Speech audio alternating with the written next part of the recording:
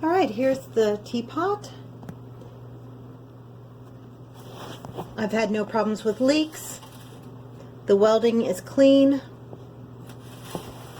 And as I said in my review, this handle part stays very cool to the touch. I currently have hot tea in it right now.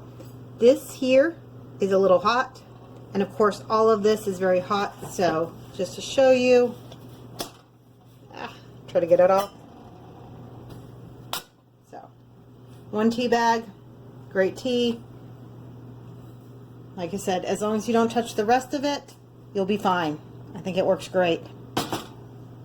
So after I filled it, I picked it up, and look what happened. It totally dislodged from the spout. I want a refund.